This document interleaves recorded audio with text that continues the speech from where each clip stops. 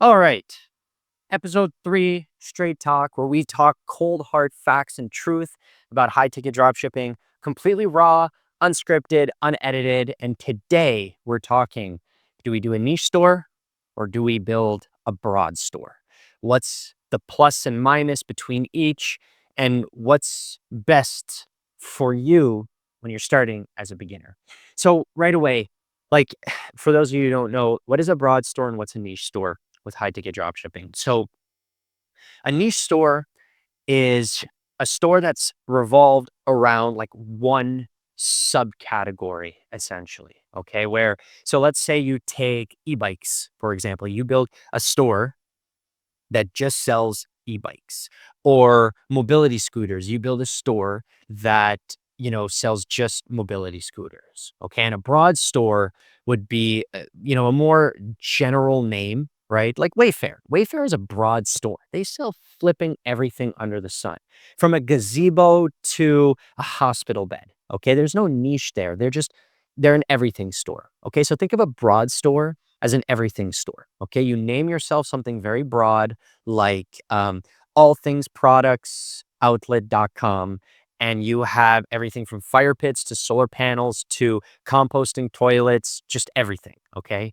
Versus a niche store, you revolve the store around a specific product like mobility scooters, and you call yourself like mobilityscooterdirect.com.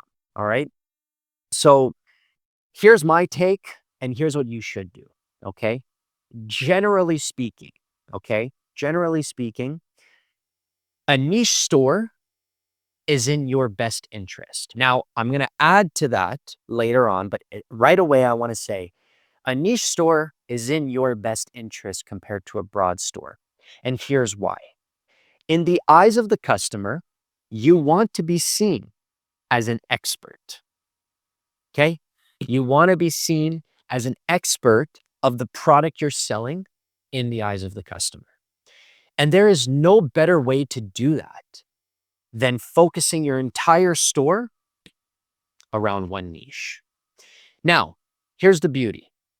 When a customer is looking to buy a $5,000 mobility scooter, you know who's the last person they want to speak to? The last person they want to speak to is that general employee at Walmart who doesn't even want to be there, that doesn't know their left hand to their right hand. That's the last person they want to speak to. And that's why people don't go to Walmart to buy a $5,000 mobility scooter.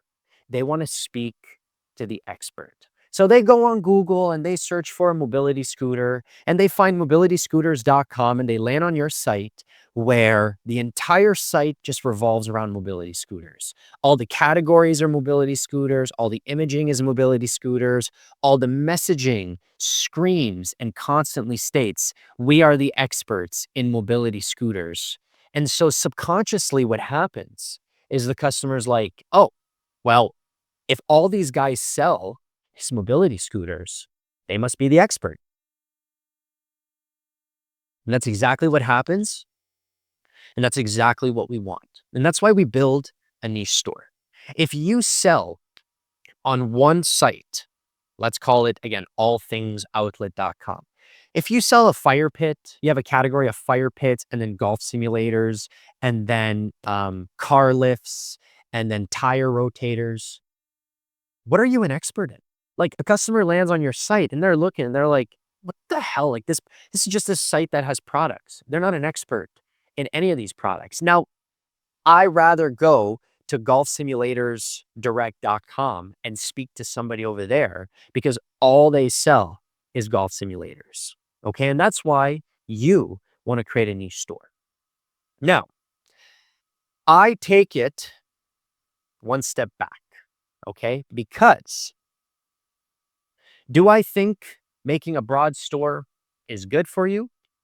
No, I don't. Broad store. A broad store? No. Do I think creating a niche store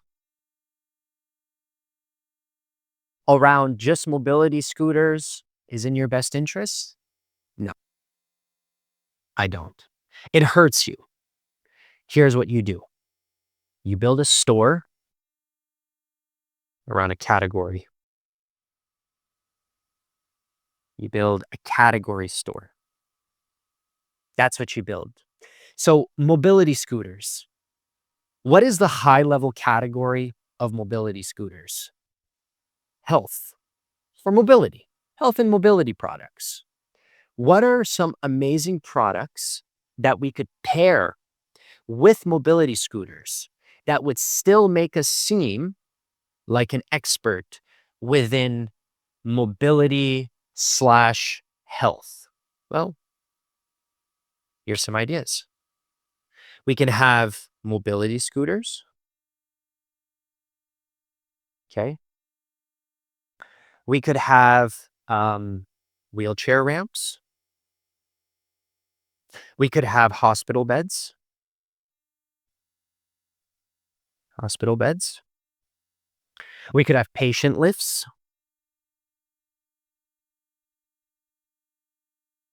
Well, we could have wheelchairs. Let's get rid of this here. We could have wheelchairs. And if I did a quick 10-minute research online, I guarantee you, I could find probably 5 more niches or product types that would pair well together. Now, all of these products together, mobility scooters, patient lifts, ramps, hospitals or hospital beds and wheelchairs. If you take all of these product types and put it together in a store and you call yourself um, Medical Direct, medicaldirect.com, or you called yourself Rehab Direct, let's say rehabdirect.com, then me as a customer visiting medicaldirect.com or rehabdirect.com that sells mobility scooters, ramps, hospital beds, wheelchairs, and patient lifts, subconsciously, I'm like, yeah, these guys are the expert because all they sell is health stuff. They sell rehab stuff. They sell medical stuff. They know what they're selling. Because if they know mobility scooters, then they know patient lifts. And if they know patient lifts, then they know bathroom safety equipment, right? There's another one. Bathroom safety.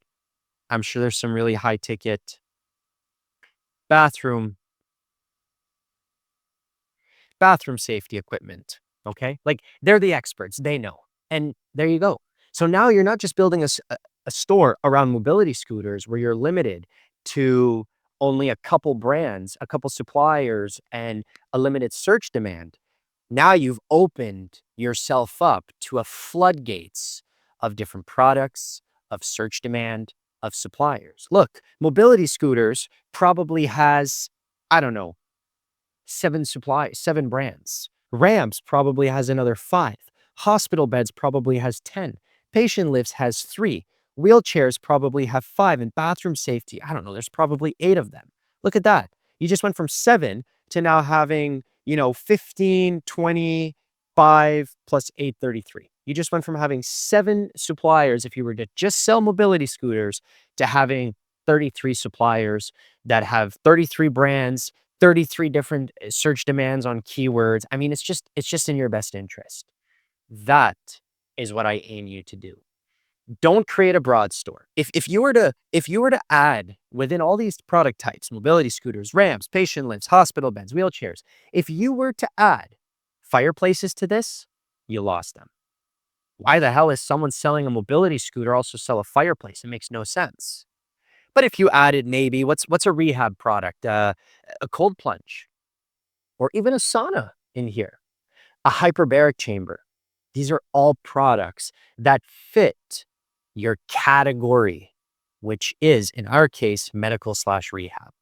That's what you want to do, because no matter what, when a customer lands on this site, subconsciously they're going to think that you are the expert which is exactly what you want. So when a customer calls you about the products you sell, they're not asking you, hey, do you really know anything about these products? Are you an expert in these products? That's not what they're asking you. They know that. They're asking you, how long till I can receive this hospital bed? Is this an adjustable bed or this mobility scooter? What's the range on it? How long does it take to charge the battery? What's your color options? Does the seat those are the type of questions they're asking you. Not, are you an expert or can you help me with this? No, not whatsoever. And that's pretty much it. Super simple. So now in terms of what other categories are out there, there's so many categories. Think of patio.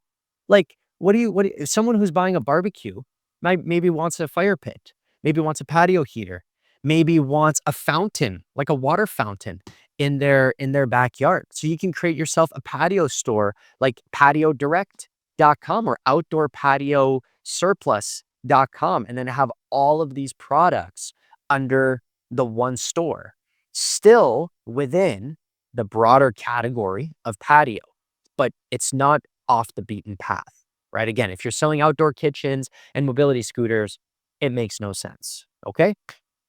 And that's it. That was episode 3 of Straight Talk. If you got any questions, leave them in the comments and I will see you in the next episode. Peace.